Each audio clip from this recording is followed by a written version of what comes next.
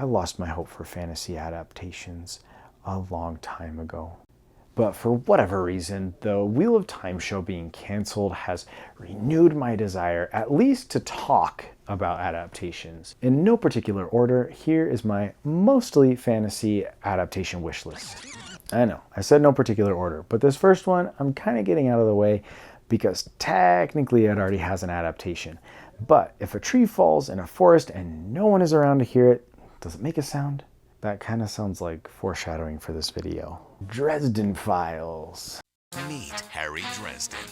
When police have a crime they can't solve, they call him. The very little I've heard about the show was that it was absolutely horrible. It lasted one season. The crime genre is hot in the world of TV, and I think it could have a similar run to Supernatural if done well. I'd say the hard part would be deciding which books to do and when, because it's unlikely the show would last the same amount of seasons as there are or will be books, but I think it's doable. What? A Dresden Files show is already in the works. Oh, oops. Well, I'm hyped. Next! To infinity and beyond!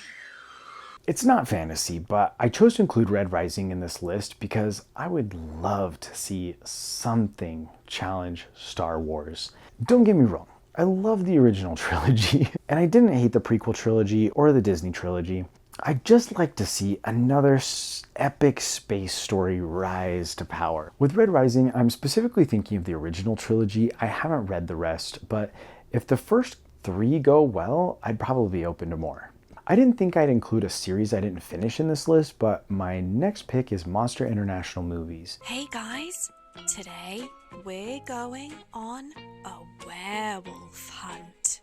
These books are a lot of fun. I'm imagining it having similar vibes to the Dungeons and Dragons movie, but of course with a modern setting. It sounds sick. The big issue with adapting Monster Hunter International is the way Hollywood has been wokeifying everything lately. A woke adaptation of MHI, Monster Hunter International, would never work. It doesn't have that kind of fan base. Also, as I said, I quit reading the books, so I think an adaptation would have to address some of the series' flaws. The big 3 fixes I would suggest are: 1, in later movies, continue to develop the characters. 2, no more conflict for the sake of conflict. So often, the main characters get mad at other groups for reasons that don't make sense, at least to me. And then 3, the heroes all have the same beliefs and opinions, and the negatively portrayed characters all disagree vehemently with said opinions.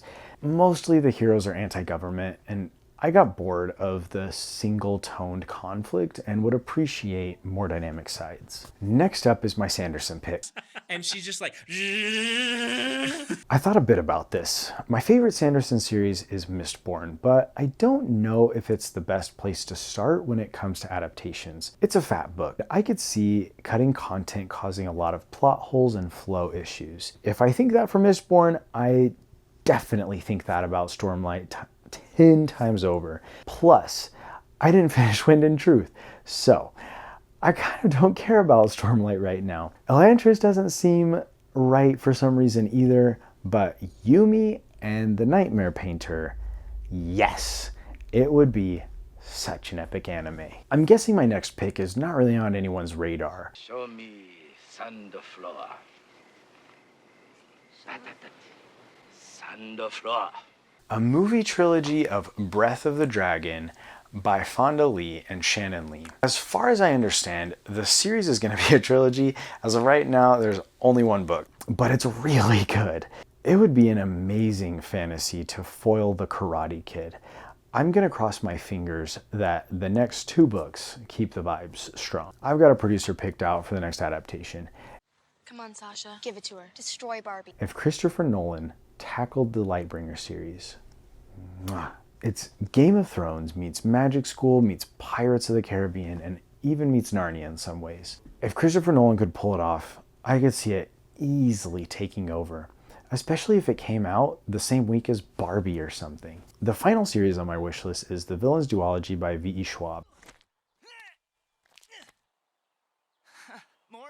I'm not sure if this works better as a show or movies, so I'll let someone else decide. I could see this one working really well though as something similar to Invincible. The biggest challenge I think would be the strange structure of the novels, and it would need some extra care getting right. Similar to something like Netflix's Kaleidoscope, which can be watched in any order, or like Oppenheimer, which jumped around in the timeline. These are my top picks.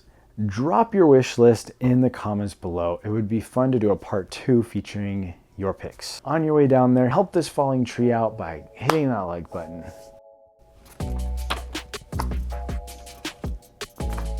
Oh, come on.